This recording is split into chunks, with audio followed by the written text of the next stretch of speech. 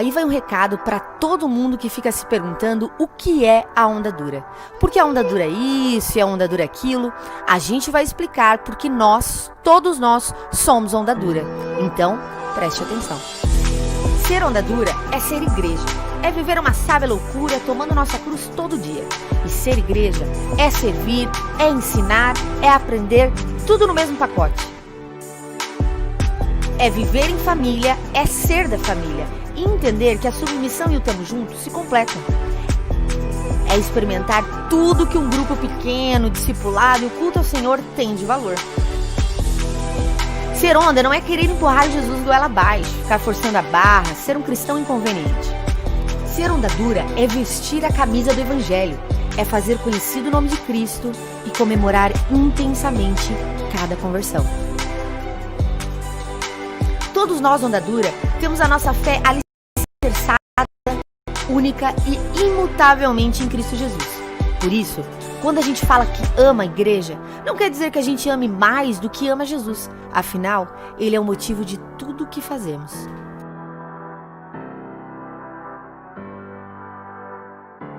Quem é igreja é persistente. Não para na primeira topada da vida, nem na segunda, nem na 105ª. Quem é igreja não desiste nunca. Ser onda dura é como torcer para um time, com a diferença que você também entra em campo quando decide servir. Ser igreja é não se conformar com este mundo que vai de mal a pior. É não cruzar os braços diante da injustiça. Ser igreja é colocar a mão na massa, com fé e ação, numa ideia só. Nós somos onda dura, porque além dessas e outras 1000 coisas que não cabem nesse vídeo, ser onda dura é buscar ser uma igreja igual a Jesus, para transformar o mundo. Nós somos a onda dura. Amém, irmãos? Vamos se colocar de pé nesse momento. Dê boa noite aí para a pessoa que está do seu lado.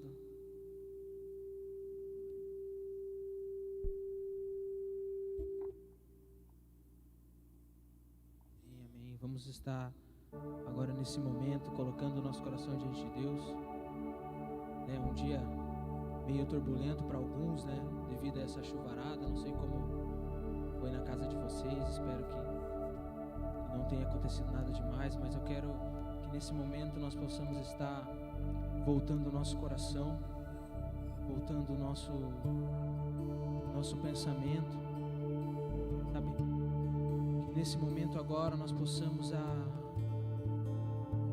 olhar para Jesus. E convidar você a fechar os seus olhos por um instante.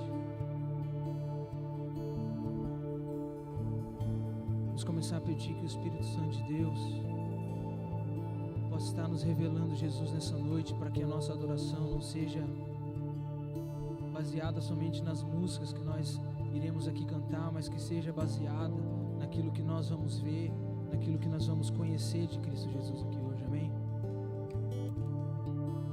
Senhor Deus, nós te pedimos aqui, nós pedimos que o Teu Espírito Santo possa estar nos visitando aqui, Jesus. Nós sabemos que a Tua presença é a única coisa que importa para nós aqui hoje, Jesus. Nós queremos entronizar o Senhor aqui, Jesus. Nós queremos levantar um trono, Jesus, de louvor ao Senhor, para que o Senhor venha se assentar no nosso meio, Jesus. Santo é o Teu nome, Pai. Santo, santo, santo, santo, santo, santo.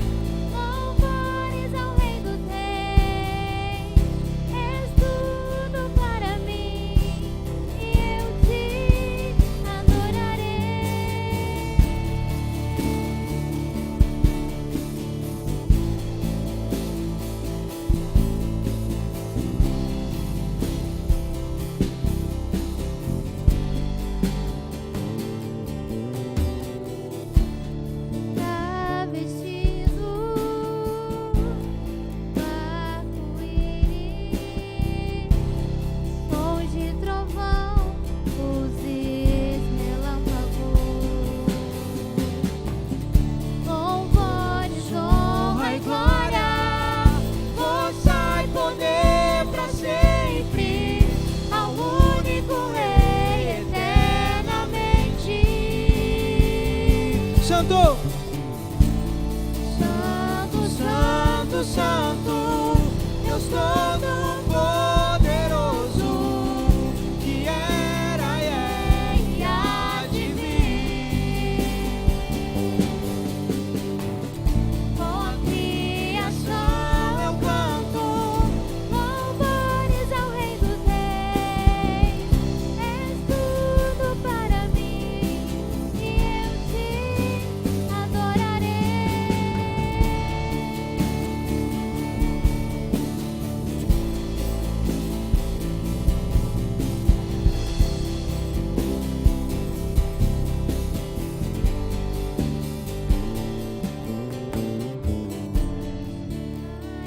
Maravilhado, extasiado, eu fico ao ouvir teu nome. Maravilhado, extasiado, eu fico ao ouvir teu nome. Jesus, teu nome é força, é fôlego de vida, misteriosa água viva.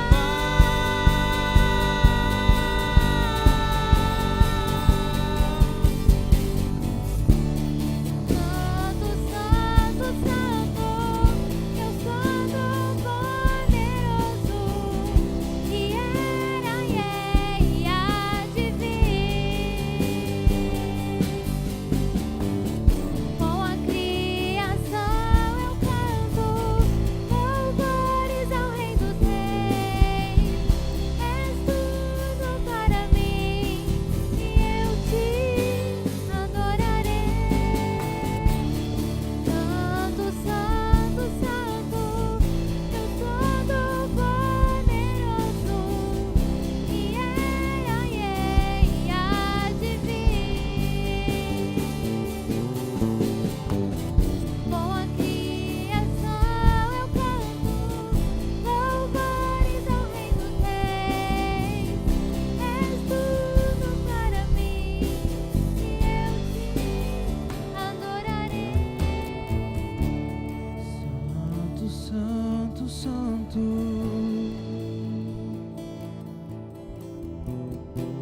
Era e é e há de vir. Com a criação eu canto. Vamos lá, você pode dizer essas palavras. Vamos declarar a santidade de Deus nesse lugar. Santo, Santo.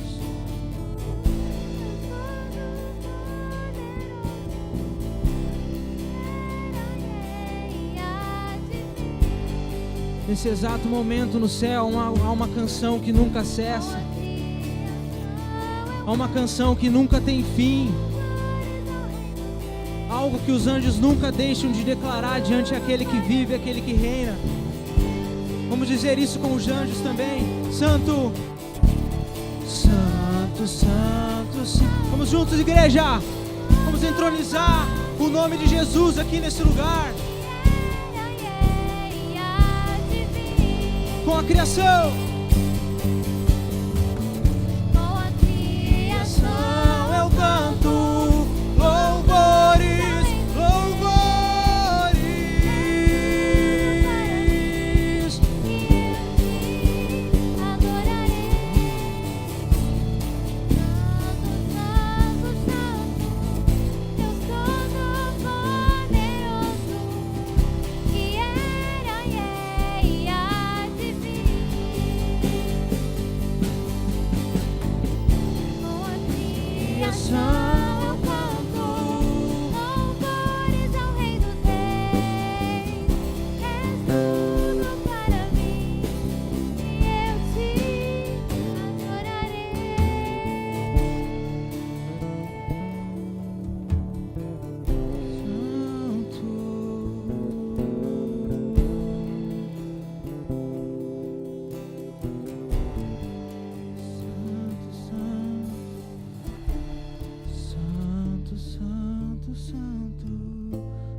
Todo-Poderoso, que era e é e há de vir. Com a criação eu canto. Nós cantamos louvores a Ti, Jesus.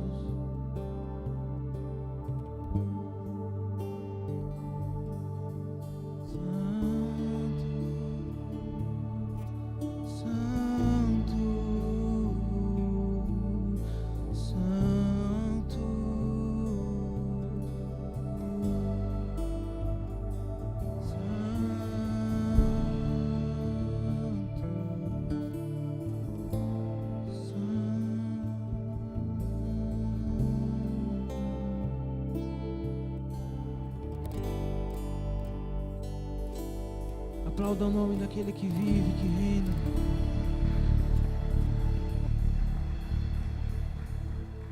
Santo é o teu nome, Jesus. Toda honra e toda glória a Ti, Pai. Tua igreja aqui, reunida pra Te adorar.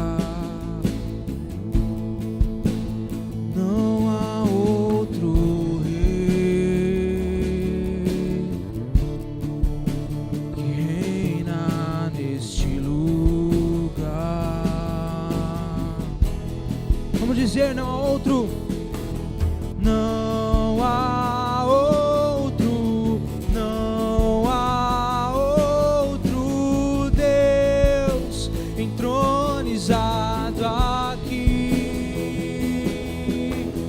Não há outro, não há outro Deus entronizado aqui. Tua igreja aqui, reunida pra Te adorar. Pois não há outro, não há outro rei que reina neste lugar. Não há outro. Não há outro, não há outro Deus entronizado aqui. Não há outro, não há outro Deus entronizado aqui. Vamos juntos, aleluia! Aleluia, minha alma canta, aleluia. Nossa esperança está em Ti, naquele que venceu por mim.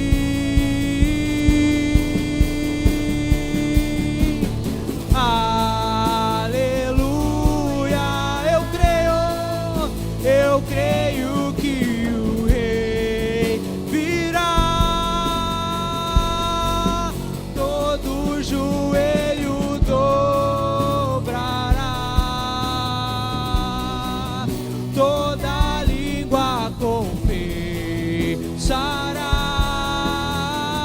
Hosana, Hosana ao Rei que vem.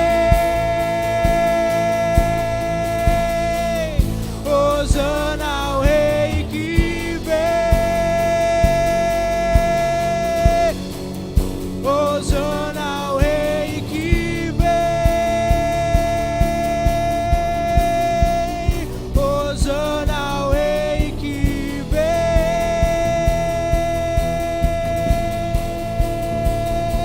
E quem é aquele que vem saltando sobre os montes? Quem é aquele que tem os olhos como chamas de fogo? Quem é aquele que triunfou sobre a morte, Jesus.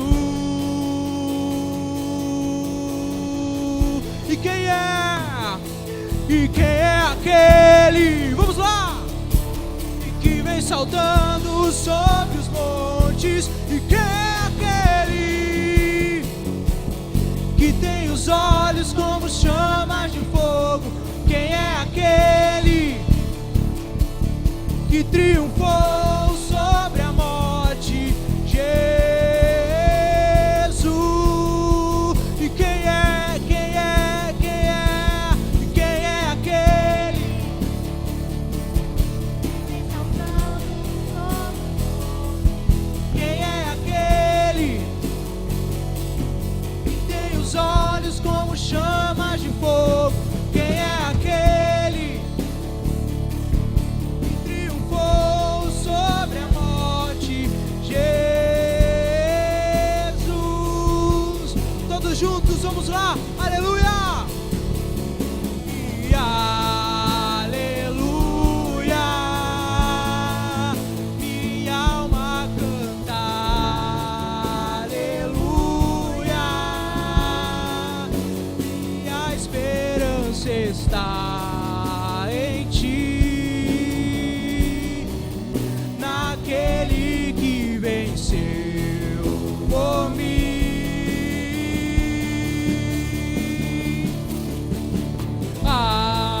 Aleluia, nós cremos, eu creio que o rei virá, todo joelho dobrará, toda língua confere. Hosana ao rei, Hosana ao rei, e Hosana ao rei que vem. Hosana ao rei que vem. Hosana ao rei que vem. E Hosana ao rei que vem.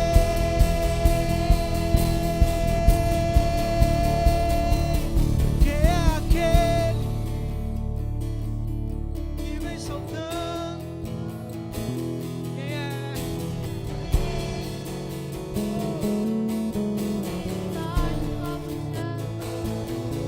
Quem é aquele que triunfou sobre Seu nome é Jesus. Jesus. Seu nome é Jesus. Quem é? E quem é aquele que vem saltando sobre os montes? Quem é aquele que tem os olhos como chamas de fogo? Quem é aquele que triunfou sobre a morte? Jesus.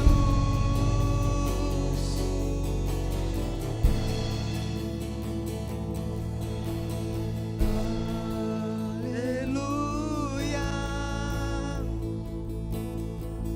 canta aleluia, minha esperança está em ti, aquele que venceu por mim. Você pode dar uma salva de palmas a Jesus?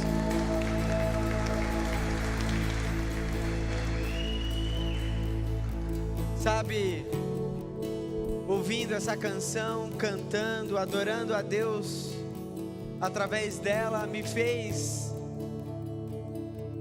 relembrar coisas que nós precisamos ter no nosso coração. Sabe, nós não somos dessa terra, amém? Nós somos peregrinos, estamos de passagem por esse lugar. E como peregrinos, como alguém que não pertence a essa terra, mas pertence ao reino dos céus, à Nova Jerusalém, Uma coisa que precisa ser verdade dentro do meu coração e do seu coração é um desejo pela volta de Jesus Cristo, um desejo por estar com Ele, um desejo por ser liberto desse corpo pecaminoso, desse ambiente onde nós ainda não vivemos aquilo que foi prometido para nós. Enquanto nós adorávamos, eu pensei: Deus, vem de uma vez, volta. Volta, Senhor, vem buscar a tua noiva. Isso precisa fazer parte da nossa vida. Isso precisa fazer parte do anseio do seu coração, o desejo em estar com o noivo. Aquilo que a noiva mais deseja, mais sonha, é o dia do seu casamento. Não é verdade? Sonha como ela vai entrar, como será, quem vai estar junto, como vai ser um encontro com o noivo. E aquela expectativa, aquele desejo arde no coração de ambos. E da mesma forma a Bíblia diz que nós somos a noiva de Cristo, e existe um casamento que está para acontecer, e precisa então dentro do meu coração e do seu coração, do nosso coração como igreja, ansiar pelo dia da volta do noivo.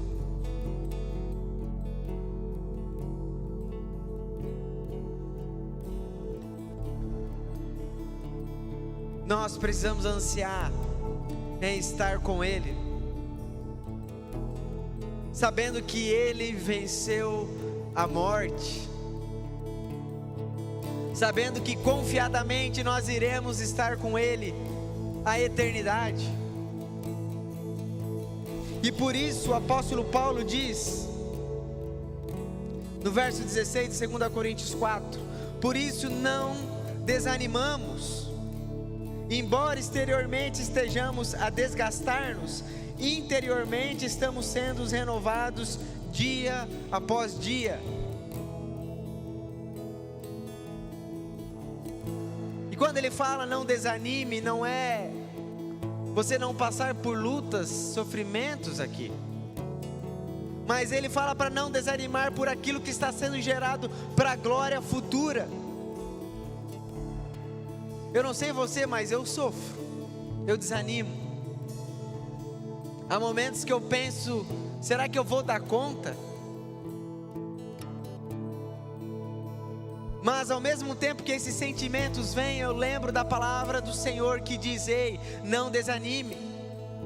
Existe uma esperança.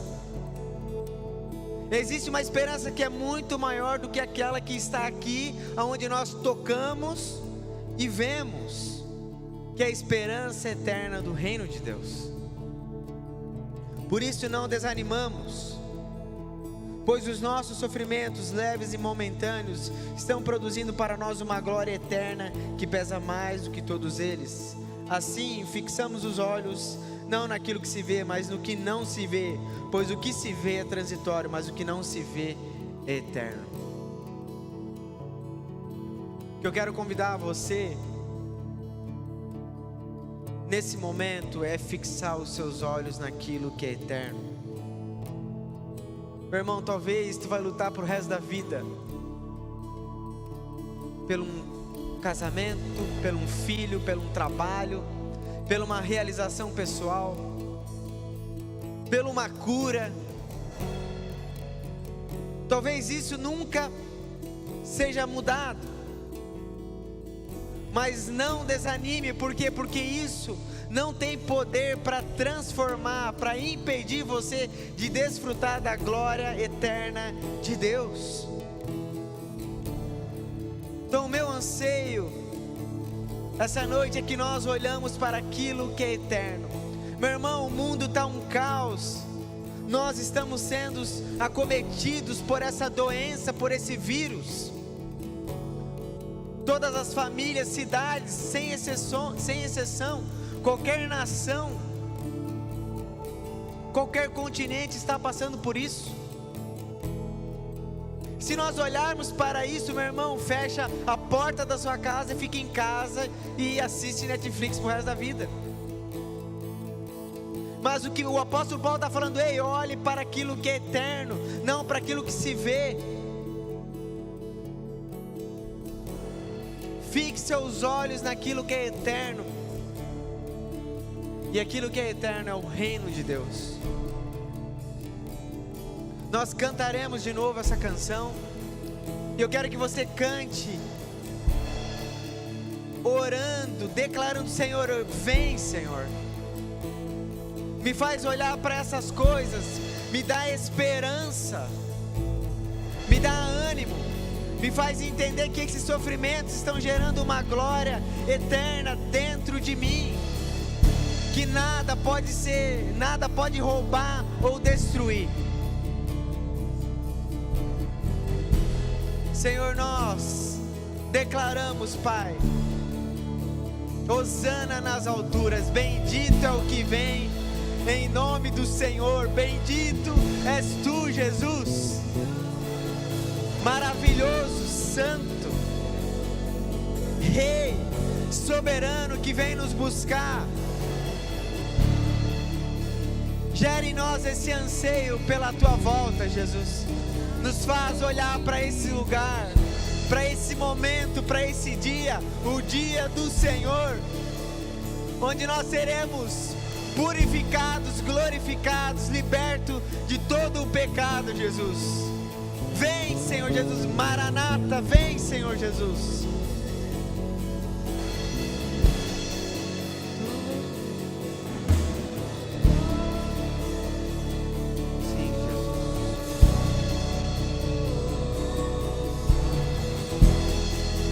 Todos juntos, aleluia,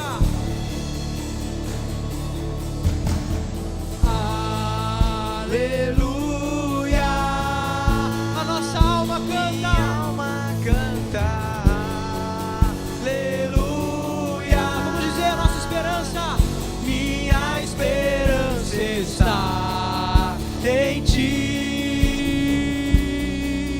naquele que venceu.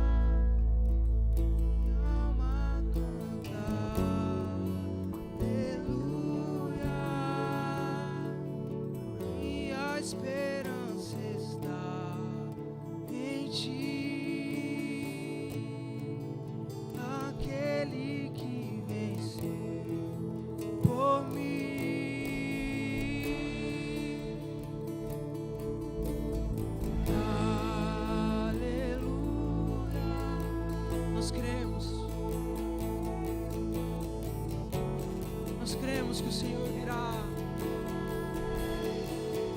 Todo joelho dobrará, toda língua confessará. Hosana ao Rei que vem. Vamos aplaudir. Santo é o teu nome, Jesus.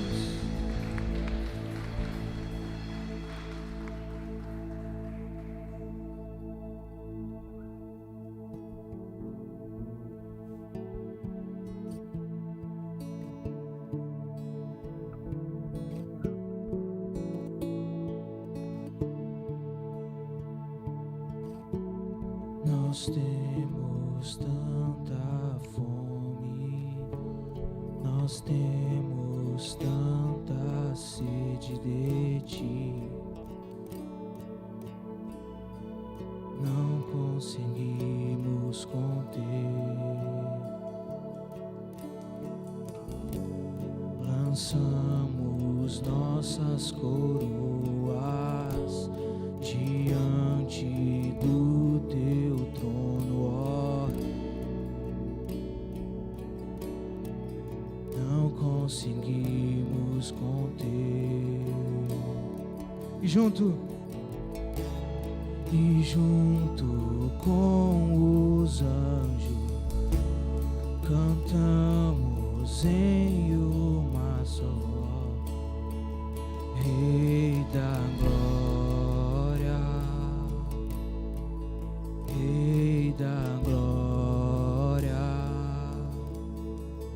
nós te amamos, nós te amamos. Rei da glória, Rei da glória, nós te amamos, nós te amamos, nós te amamos.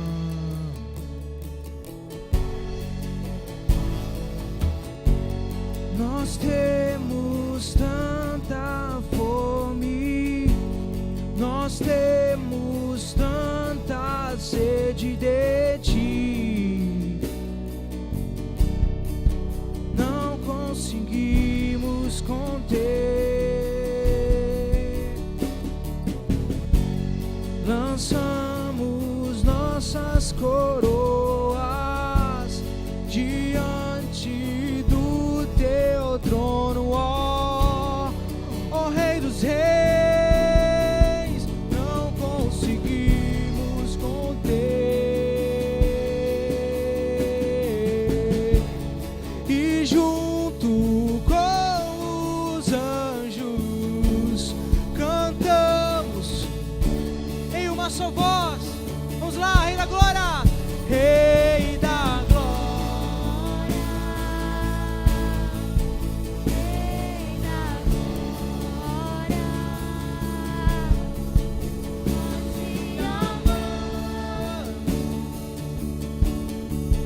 nós te amamos, Rei da glória, Rei da glória, nós te amamos, nós te amamos.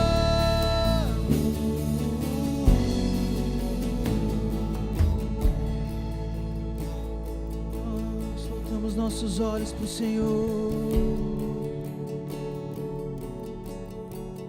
e não há ninguém mais belo como tu, e não há ninguém mais belo como tu, e não há ninguém mais belo como tu, Jesus.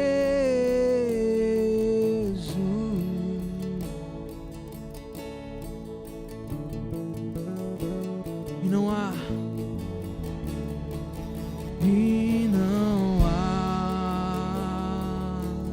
ninguém mais belo.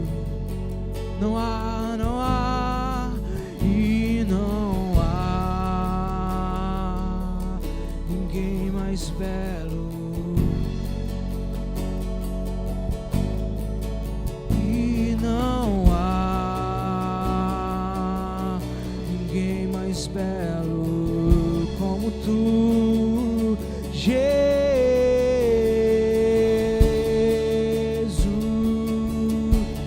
Vamos aumentar o volume da nossa voz e dizer: não há,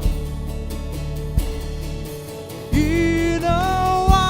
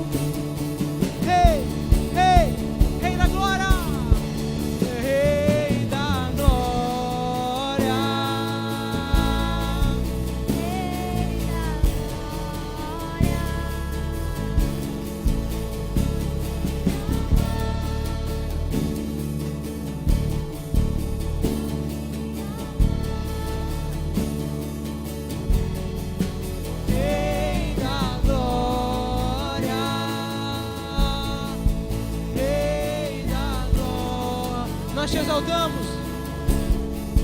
Te exaltamos, te exaltamos, Rei da glória, Rei da glória, nós te amamos. Boa noite, família. Nós vamos continuar adorando a Deus agora com os nossos dízimos e as nossas ofertas. Você trouxe o seu dízimo e a sua oferta, aí no seu lugar tem um envelope. Você pode estar colocando ele nesse envelope e trazendo até aqui. Lá atrás também nós temos a máquina de cartão, se você quiser ofertar e dizimar no cartão. Lá atrás o Robson está lá recebendo.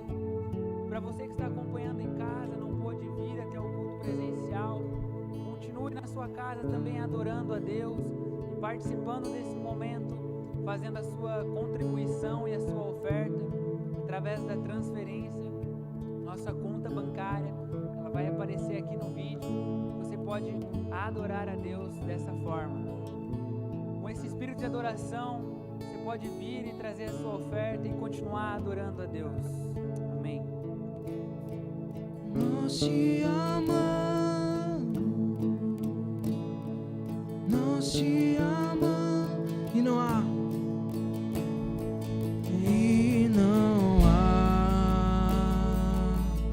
ninguém mais belo, e não há ninguém mais belo como tu. E não há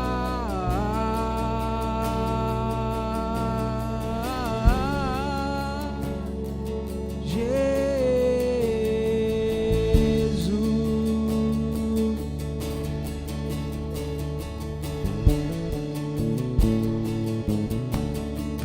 Rei da glória, Rei. Nós te amamos, nós te amamos, Rei, Rei da glória, Rei da glória, nós te amamos, nós te amamos. Aplauda esse Rei da glória.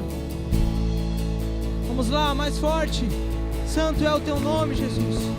Tu és o Rei da glória nesse lugar. Santo, santo, santo, santo. Amém. Pode se assentar.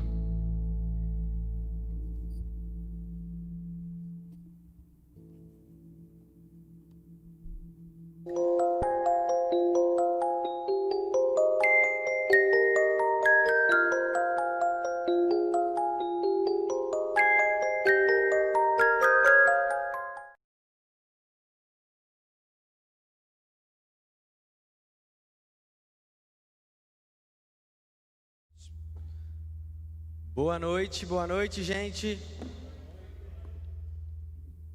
Tudo bem com vocês? Conseguiram chegar até aqui hoje vivos? Quem pegou a chuva aí? Eu fiquei ilhado lá em casa. Graças a Deus, por causa de um dedo, não entrou água na minha casa, gente. Glória a Deus. Deus livrou a minha casa.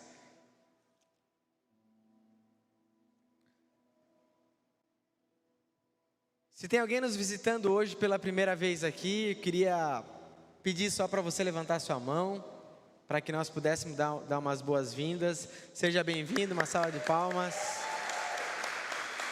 É uma alegria poder receber vocês aqui, que vocês possam se sentir em casa, parte dessa família aqui. Nós somos gratos a Deus por ter vocês aqui conosco essa noite. Amém? Nós daremos continuidade ao tema então, essa semana. Se você quiser abrir comigo a carta de Gálatas, capítulo 2, verso 11. Gálatas 2, verso 11.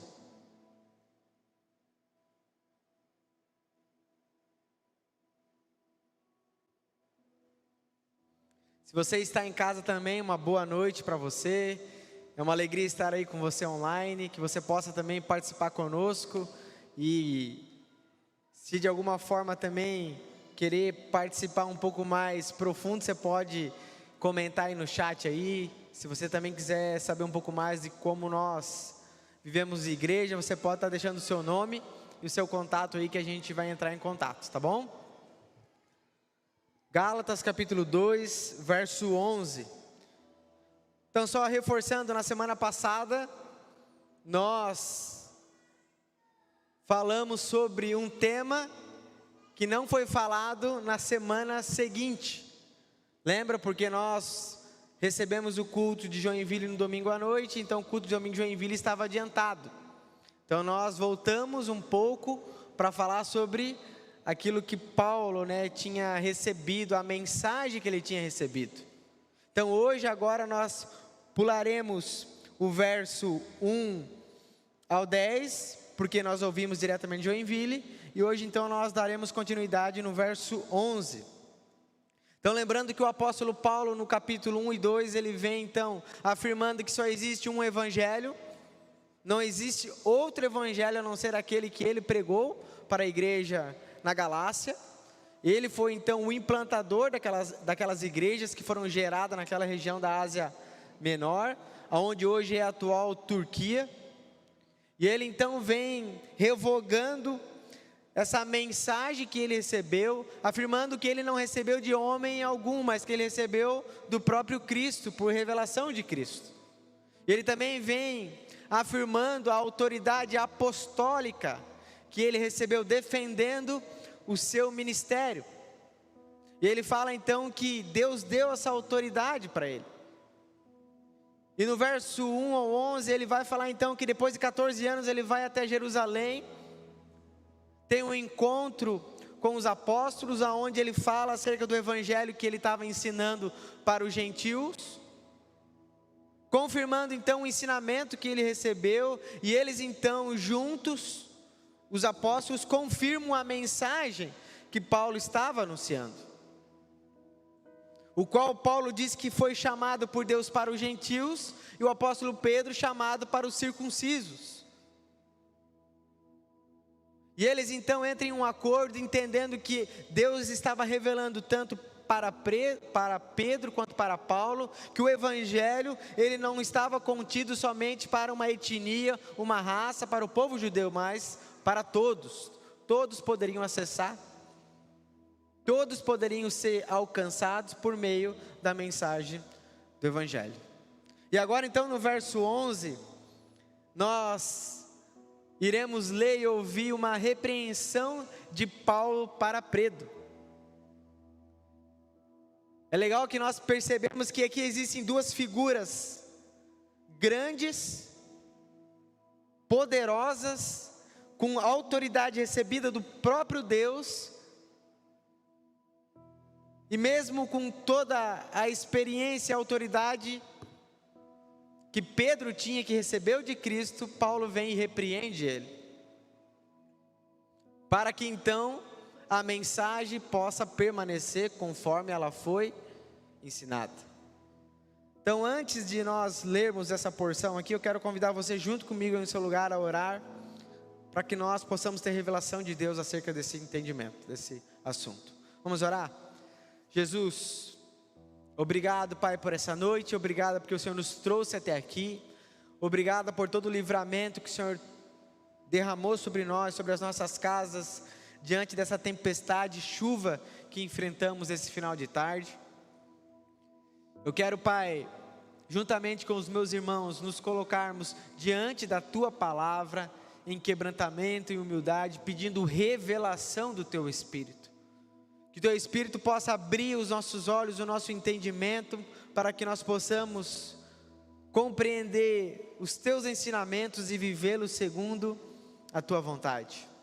Eu peço a Ti que toda distração, tudo aquilo que possa impedir o entendimento, todo orgulho, toda altivez que caia por terra nesse momento, e que o nosso coração seja levado, inspirado e ensinado pelo Senhor. Oramos dessa forma no nome de Jesus. Amém. Amém.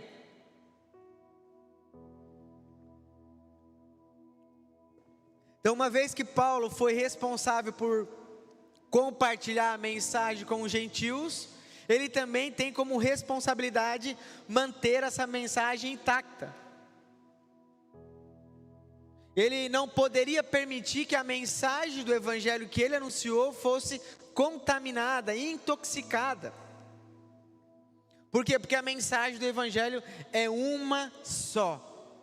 Não existe uma mensagem para os gentios e uma mensagem para os judeus. Não existe uma mensagem para os americanos e uma mensagem para os asiáticos. A mensagem do evangelho, ela é igual para todos, independente da cultura e etnia, raça, nação e continente. E Paulo então tem como a sua responsabilidade, o seu dever, manter essa essência, manter o evangelho de forma plena, reta e pura, como ele mesmo recebeu e ensinou.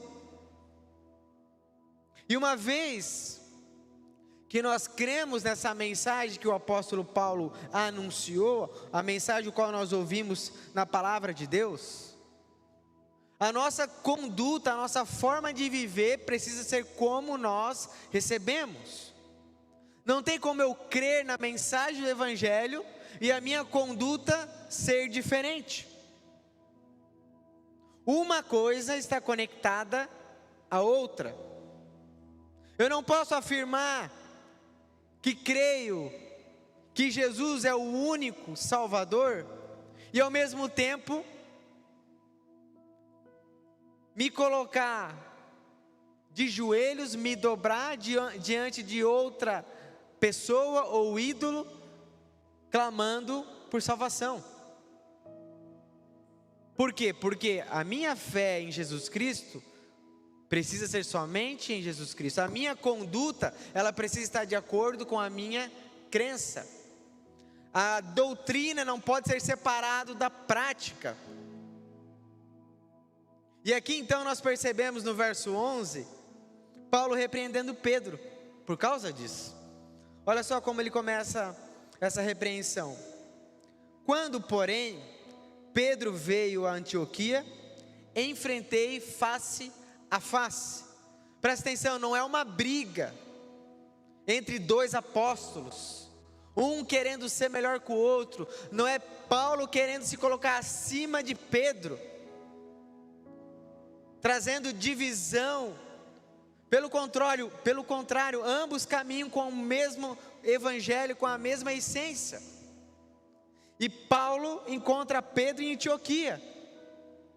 Antioquia nada mais é do que o centro da igreja gentílica.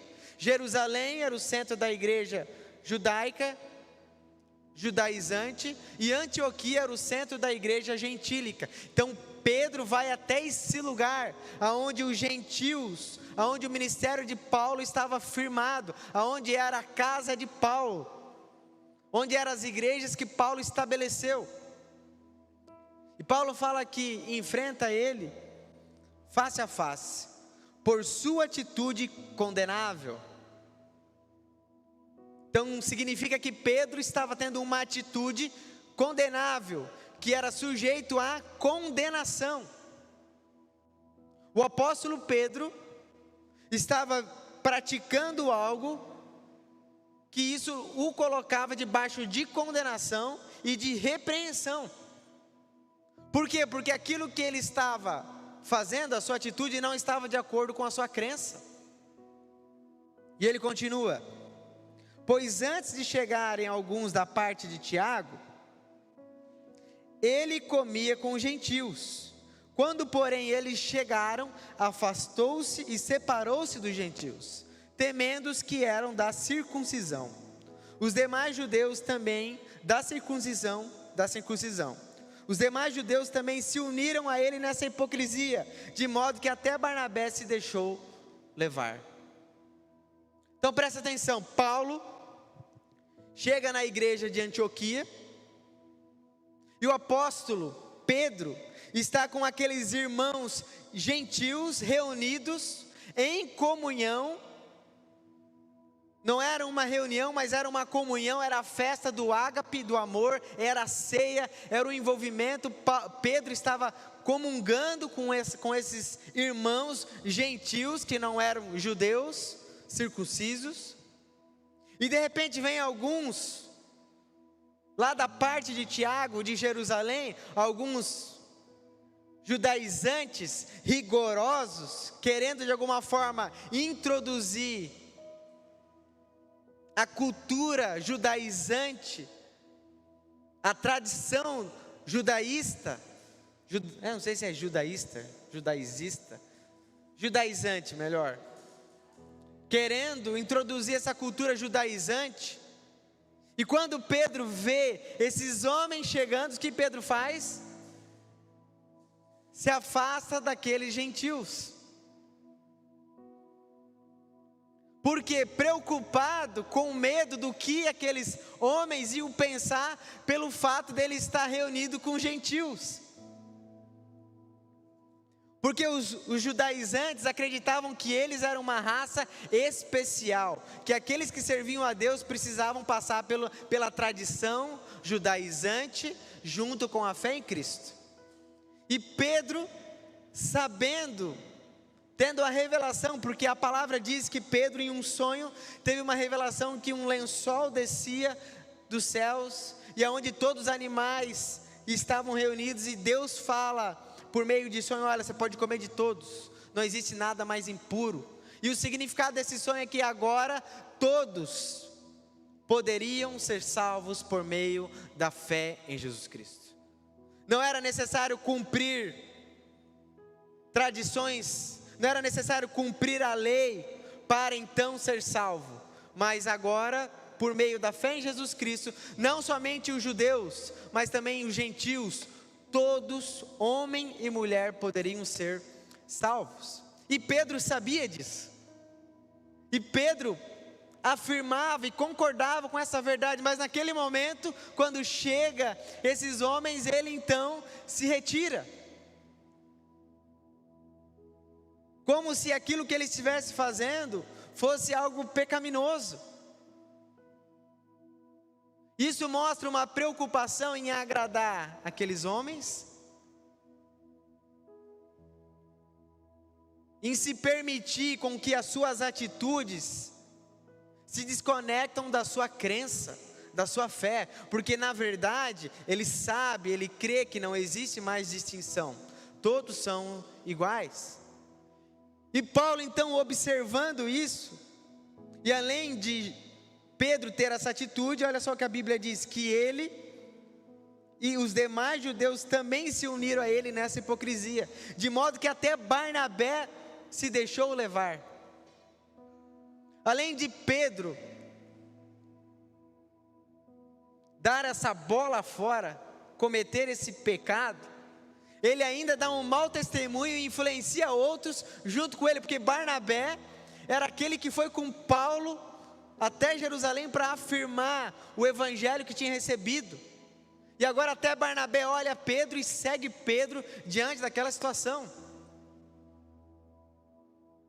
E essa atitude dele se tornou uma atitude condenável. O apóstolo Paulo vem então, repreende o apóstolo Pedro. E essa repreensão, ela não tem a ver com uma acusação, mas ela tem a ver com um amor, um cuidado com a essência do evangelho. O apóstolo Paulo não estava aqui diminuindo quem Pedro era, mas estava repreendendo a forma como ele estava vivendo. A atitude que ele estava fazendo não estava condizendo com a sua crença. Isso revela que mesmo Pedro, sendo o líder da igreja, ele está sujeito à repreensão. Liderança não está separado de repreensão. E o apóstolo Paulo então repreende Pedro em amor. Ei, o que você está fazendo? olha a maneira como você está se comportando. E é muito interessante nós olharmos para essa repreensão, porque mostra que no reino de Deus, independente da autoridade que se não estiver de acordo com o evangelho da graça de Deus, deve ser repreendido. Mesmo eu como pastor, se em algum momento eu ter uma atitude que não condiz com o evangelho, o qual nós cremos, o qual eu ensinei, o qual eu confirmei junto com vocês, eu devo ser repreendido, corrigido. Por quê? Porque o que prevalece não é a personalidade, não é a autoridade, mas é o evangelho. O evangelho é a maior autoridade. E é legal que você percebe Pedro recebendo de forma humilde essa repreensão, sendo o líder da igreja, sendo aquele que Jesus colocou e falou: olha, sobre você estou colocando a liderança. Isso já quebra também um ensinamento romano. Por quê? Porque o ensinamento apostólico, católico romano coloca o Papa como substituto de Pedro, aquele que não está sujeito a erro, aquele que não pode ser repreendido. Se Pedro foi repreendido, quem dera um outro homem dos nossos momentos, dos nossos tempos. Por quê? Porque a mensagem estava sendo comprometida. E diante disso, os demais também se uniram a ele nessa hipocrisia. Por quê? Porque eles pregavam, eles acreditavam em algo, mas estavam vivendo de forma diferente. Isso é uma hipocrisia. O apóstolo Paulo vem então, repreende Pedro. Quando vi, verso 14, que não estavam andando de acordo com a verdade do evangelho, declarei a Pedro diante de todos: você é judeu, mas vive como gentil e não como judeu. Portanto, como pode obrigar gentios a viverem como judeus? Presta atenção, quando vi que não estavam andando de acordo com o evangelho. Existem coisas periféricas que nós podemos e devemos divergir. Existem culturas o qual nós trabalharemos de forma diferente, mas a mensagem não pode mudar. A maneira como eu posso transmitir a mensagem aqui é de uma forma e você de outra. Isso não está nos colocando em divergência, mas se a mensagem que você está transmitindo não é a mesma mensagem que nós recebemos de Cristo, aí então você precisa ser corrigido. Por quê? Porque a mensagem não está de acordo com a verdade do evangelho. E quando nós percebemos em nós ou nos nossos irmãos caminhando conosco, vivendo uma vida que não está de acordo com a mensagem do evangelho, nós precisamos corrigi-los em amor. Precisamos chamá-lo, como Jesus mesmo diz: chame o seu irmão, ei, fale, corrija. Fala: meu irmão, nós cremos no mesmo evangelho, nós recebemos da mesma graça, do mesmo Espírito, da mesma revelação. E a fé que nós recebemos, ela precisa ser acompanhada de obras. Porém, as obras que você tem realizado, a forma como você está vivendo, não está de acordo com o evangelho, não está de acordo com aquilo que nós recebemos e fomos ensinados.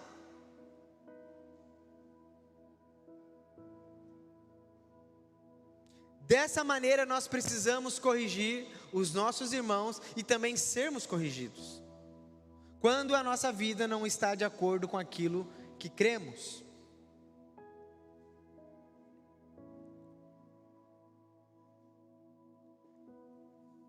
A sua vida, ela está de acordo com aquilo que você crê?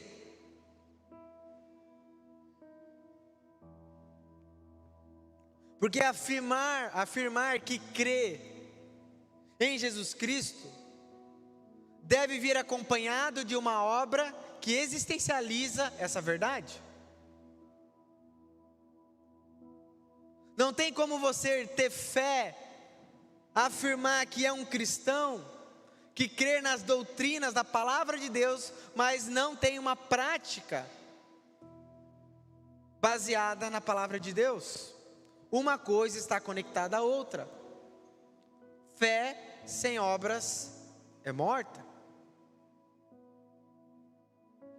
A sua crença na mensagem do Evangelho te leva a viver nessa verdade? Te leva a viver confiando que Jesus é o mediador, que Jesus é o único caminho, que Jesus é suficiente para te dar salvação, para te dar a vida eterna? Que nada mais, nada menos que a sua fé nele, evidenciada em prática, te traz a vida eterna? Isso precisa fazer parte da sua prática de vida. Verso 15: nós, judeus de nascimento, não gentil pecadores, sabemos que ninguém é justificado pela prática da lei. Presta atenção, os judaizantes queriam acrescentar junto à mensagem da salvação por meio da fé em Jesus Cristo, as suas obediências, as suas leis tradicionais, humanas. Você só é salvo por meio da fé em Jesus, mas precisa ser circuncidado. Precisa guardar o sábado. E outras cerimônias construídas pelos judaizantes por meio da lei, querendo então afirmar que a salvação vinha por meio da obediência à lei, por meio das obras. E o apóstolo Paulo fala para Pedro: ei, nós somos judeus, nós bem sabemos que ninguém pode ser salvo por meio das obras. Não existe nenhuma pessoa que pode ser salvo por meio daquilo que ela faz. Meu irmão, nada do que você faz pode te dar a salvação. Nada, nada, nada. Não existe uma obra que sequer que você faça que pode garantir e dar a você a salvação. O Antigo Testamento revela isso, mostra isso. E Paulo, como judeu, fala: Pedro, ei, nós somos judeus, sabemos que nenhum de nós pode ser salvo por meio das obras. Então como é que agora você quer acrescentar, quer viver fazendo obras de tradições religiosas, partidárias, dos fariseus, dos saduceus, colocando junto com a mensagem, para que então possa obter salvação e ter comunhão com Deus? Porque essa era a realidade. Eles criam em Jesus, mas também acreditavam que precisavam ter ações, que essas ações conectavam eles a ter a vida eterna. E Paulo fala que ninguém é salvo por meio da prática da lei. Sabemos que ninguém é justificado pela prática da lei, mas mediante a fé em Jesus Cristo. O que é ser justificado? Ser salvo, se tornar justo. Se tornar justo é alguém que pode então comparecer diante de Deus. Pode estar em um relacionamento com Deus. E a única forma de você ser justificado, que Paulo está falando aqui, é por meio da fé em Jesus Cristo. Então não existe nada que eu faço, mas existe uma coisa que me conecta à salvação: a minha fé naquilo que Jesus fez. A obra de Jesus, quando eu creio nessa obra, ela é creditada para mim como justiça. O que Jesus fez é o suficiente para nos salvar. Mas pastor, então eu não preciso fazer obras para ser salvo? Não. Então eu não preciso fazer obra nenhuma, porque se eu crer eu sou salvo? Não. Ao crer, ao ser salvo, você faz obras. Nós somos salvos para boas obras, não pelas obras. Efésios 2, capítulo 2 fala que nós somos salvos para realizar a obra de Cristo. Não é a obra que me salva, mas a salvação me leva a viver e a fazer obras. Então, como eu confirmo aquilo que eu recebi? Agora, uma vez que eu criei nessa mensagem, uma vez que eu participei, que eu tive fé na obra de Jesus Cristo, agora então, eu vou ser levado, conduzido por meio de Jesus Cristo a realizar boas obras. Mas a obra não me salva. Eu sou salvo para as obras. As obras evidenciam que eu fui salvo. Somente pela fé em Jesus Cristo. Assim nós também cremos em Jesus Cristo, para sermos justificados pela fé em Cristo.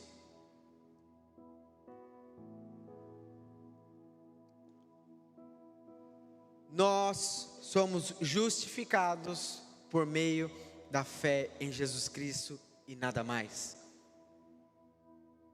Nada mais. Isso é o suficiente.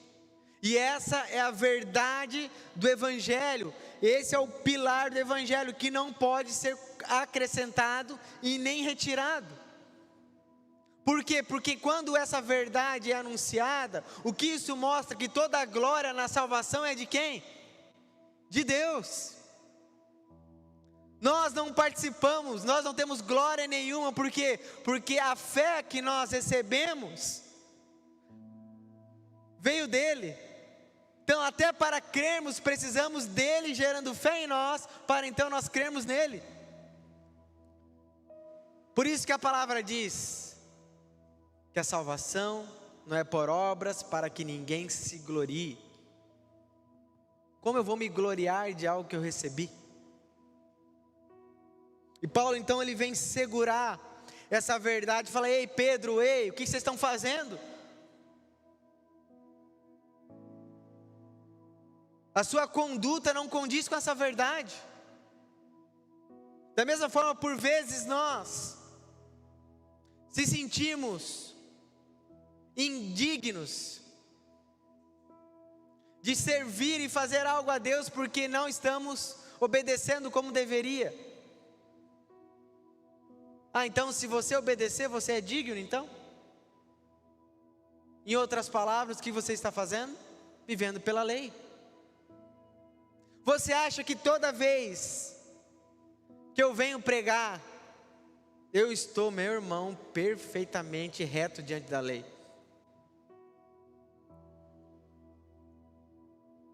Aí então não, por isso acontece, porque o pastor obedece fielmente à lei. Não, sabe por quê? Deus faz, porque eu acredito e confio e dependo da graça dele.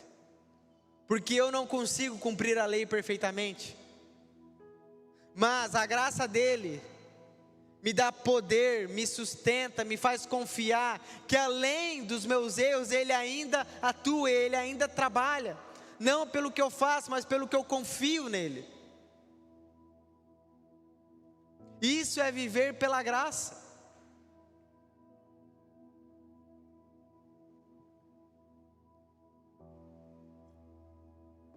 Assim nós também cremos em Jesus Cristo para sermos justificados pela fé em Cristo, não pela prática da lei, porque pela prática da lei ninguém será justificado. Presta atenção, pela obediência da lei ninguém vai se tornar santo, porque ninguém consegue cumprir. Só um homem cumpriu, esse homem se chama Jesus. Então pastor, para que serve a lei? Não serve mais? A lei, ela pode ser comparada como um raio-x. Não sei se alguém já fez raio-x. quando você vai lá fazer o raio-x, o que acontece? Você entra dentro daquela máquina, depende do que você vai fazer, é deitado ou em pé, ou é só o braço. E essa máquina então faz uma leitura e ela mostra o que tem dentro de você, correto?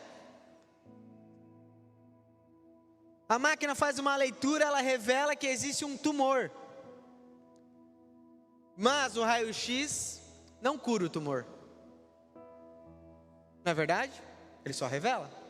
A lei da mesma forma, ela não cura, ela não salva, ela revela o pecado nosso. Ela revela que nós não estamos vivendo da maneira certa. Ela revela que existe uma disfunção. Existe uma diferença entre falar que faz e fazer. A lei ela revela, mas ela não pode salvar. A lei ela mostra, ei, você tem um problema. E deixa eu falar algo para você, você não pode solucionar esse problema. Mas existe alguém que cumpriu toda essa lei. E esse que cumpriu é o único que pode te libertar desse problema. Mas para isso você precisa crer nele. Essa é a mensagem do Evangelho. Se porém, 17, procurando ser justificado em Cristo, descobrimos que nós mesmos somos pecadores, será Cristo então ministro do pecado? De modo algum. Se reconstruo que destruir, provo que sou transgressor. Pois por meio da lei eu morri para a lei, a fim de viver para Deus. Fui crucificado com Cristo. Assim, já não sou eu quem vive, mas é Cristo que vive em mim.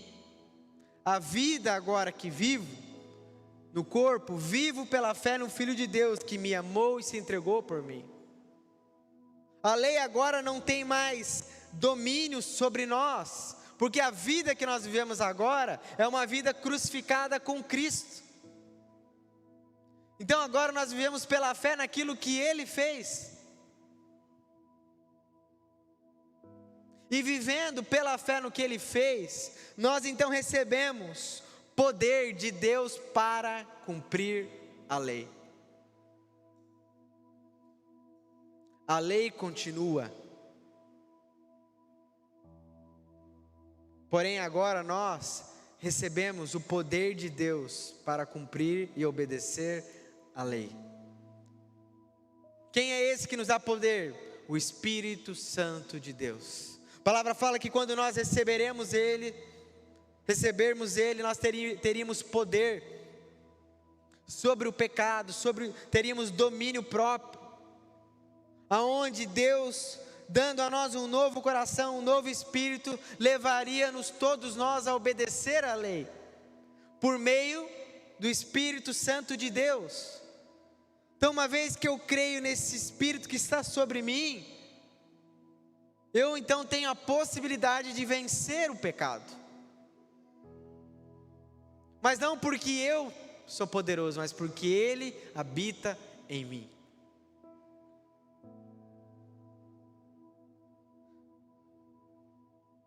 Que me amou e se entregou por mim, não anulando a graça de Deus, pois se a justiça vem pela lei, Cristo morreu inutilmente.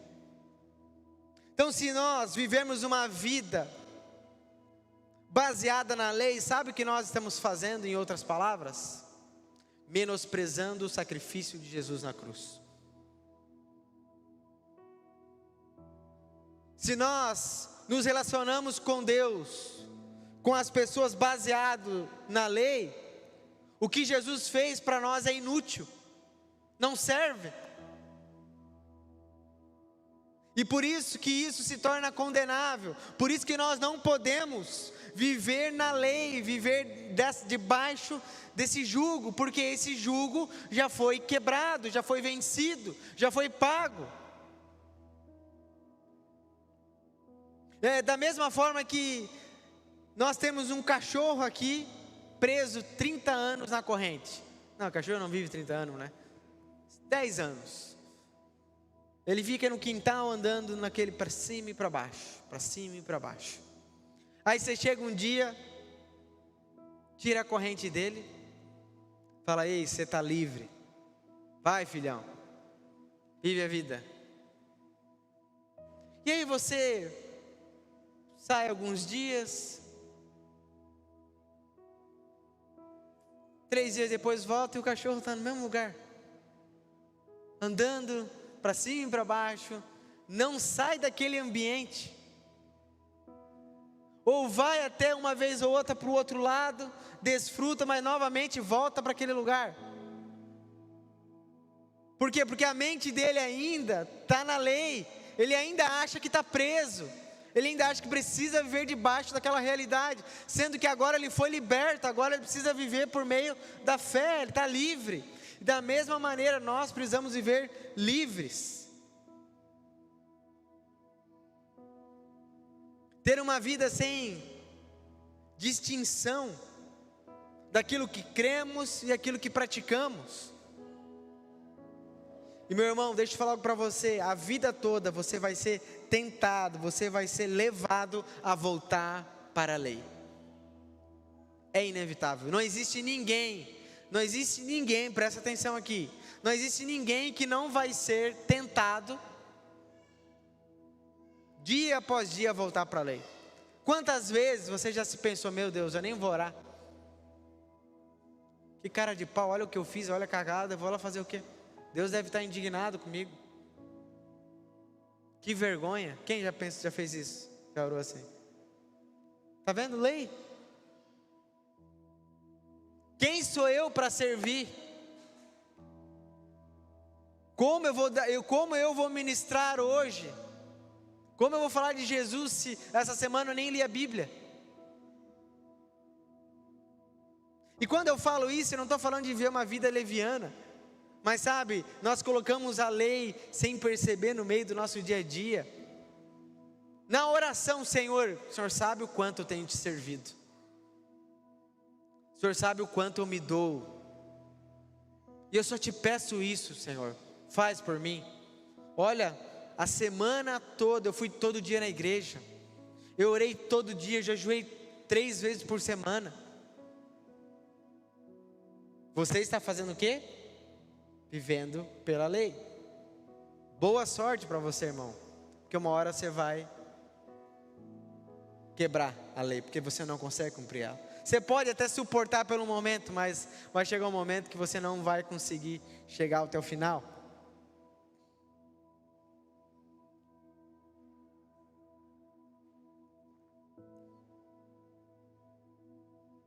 Então, o que nós precisamos entender de tudo isso, finalizando,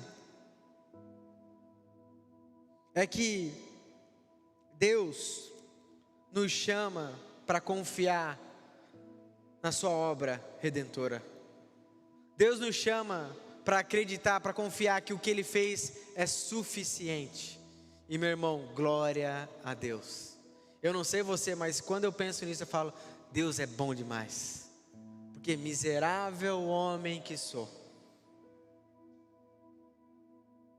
Só nós sabemos o que passa aqui, ó. Quão maldosos, quão pecadores nós somos. Não existe um dia que nós não pecamos. Mas Deus nos amou, entregando o seu Filho para que por meio do seu Filho nós pudéssemos então obter essa justificação. Enquanto a lei diz faça, a graça diz já foi feito. Creia. E um exemplo bem prático para você hoje, que a lei não tem poder para mudar. Não sei se você sabia, mas o nosso país é o país que mais tem legislação de todos os países. O Brasil é onde mais tem lei. E para que serve a lei? Para manter a ordem, para manter o funcionamento, para que não haja disfunção, correto? A lei, ela tem esse objetivo. E meu irmão, o Brasil é bom. O Brasil é um país moralmente correto. uma ética perfeita, um país sem corrupção, sem imoralidade. Jamais, né? Isso revela que a lei não muda. A única coisa que pode nos mudar é o amor. Por isso que Jesus, através do seu amor, nos convence a viver a sua vontade. A bondade de Deus leva o homem ao arrependimento. É quando nós contemplamos essa bondade, esse presente que nós recebemos pela fé, essa salvação, que me faz então viver uma vida que honra a Deus. Quantas vezes eu penso, Senhor, mas como é que o Senhor acredita em mim ainda? Prometi 10.000 vezes, eu erro de novo e ainda o Senhor não desiste. Fosse eu, já tinha desistido. Sinceramente, se eu fosse agir na minha carne, eu já desistiria de muitos aqui, ó. Muitos. Mas, como agora eu vivo a minha vida pela fé em Jesus, e aquilo que Ele fez por mim, eu devo fazer igual pelos outros.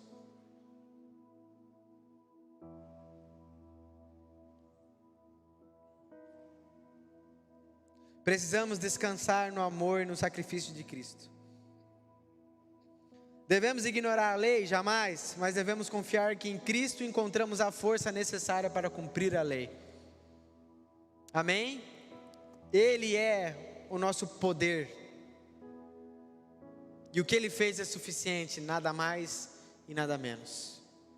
Creia no Senhor Jesus Cristo. Viva segundo essa crença e você receberá e desfrutará de paz e uma vida eterna, no nome de Jesus. Amém? Vamos orar? Estenda a sua mão aí no seu lugar. Senhor Jesus, te louvamos e agradecemos pela Tua graça derramada sobre a vida de cada um de nós que estamos aqui e acompanhando online. Obrigado, Jesus, por esse plano tão perfeito, tão maravilhoso, aonde o Senhor mesmo sabia que nós não iríamos conseguir cumprir, mas a Tua bondade, o Teu amor, a Tua fidelidade é tão grande, que o Senhor entregou o Seu Filho para que por meio dele nós pudéssemos viver a vida eterna. Jesus, não permita que nós voltamos a confiar na nossa carne, não permita que nós voltamos a achar que a prática da lei é o que nos traz salvação, é o que nos traz privilégios, ou é o que nos faz amado. Não, mas é simplesmente a Tua decisão de nos amar que nos faz ser amado. Nos faz confiar nessa verdade, Jesus.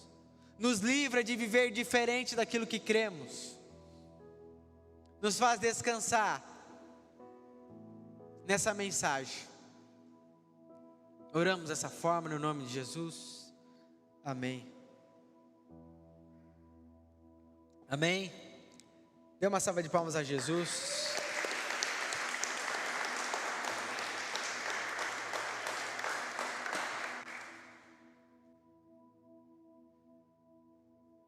Avisos. Continuaremos essa semana ainda sem os nossos grupos pequenos, beleza? Devido a toda essa situação que nós estamos vivendo. Então, permaneceremos somente com culto, com todas as restrições necessárias. Domingo que vem, teremos culto normal, às 7h30, através do nosso canal e também ao vivo aqui. E tem mais algum aviso? Alguém me lembra? Não, é isso aí, né? Final de ano, não teremos nada de evento no ano novo aqui, também pelo cuidado, para não, aumentar esses casos. É isso aí, gente. Vamos ficar de pé? Deixa eu orar por vocês. Lembrado, nós faremos a entrega dos brinquedos para as crianças. Vai ter um sorteio de uma cesta do Ministério Hope. Então, se você ainda não trouxe nenhum presente, você pode estar trazendo durante a semana, pode me procurar, ou vir aqui durante a tarde, sempre estou aqui na igreja. para que então nós possamos fazer essa arrecadação, para que no dia da entrega a gente possa ter bastante brinquedos, para que bastante crianças possam receber essa forma de cuidado, de amor nosso. Amém? Vamos orar. Jesus, obrigado por esse tempo, por essa palavra. Senhor, que a Tua graça e a Tua bênção, o Teu favor esteja conosco. Guarda cada família, cada casa, cada pessoa que está aqui, Jesus. Que a Tua bondade esteja conosco, que nós desfrutaremos, Pai, da Tua graça nessa semana, sabendo que fomos amados pelo Senhor. Jesus, nos livra de toda tentação, de todo mal. Oramos dessa forma, no nome de Jesus. Amém. Amém. Deus abençoe. Tenha uma boa semana e fique com Deus.